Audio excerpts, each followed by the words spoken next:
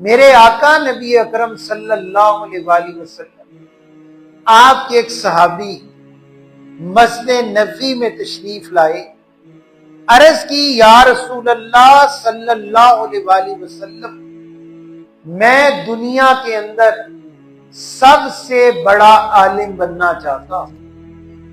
ہم بھی بننا چاہتے ہیں، عزت کا کوئی مرتبہ ہو، خیر کی کوئی شے ہو، ہر ذی شعور انسان اس کی طلب ہوگی، تمنا ہوگی اللہ مجھے اس نعمت سے سرفراز کرے۔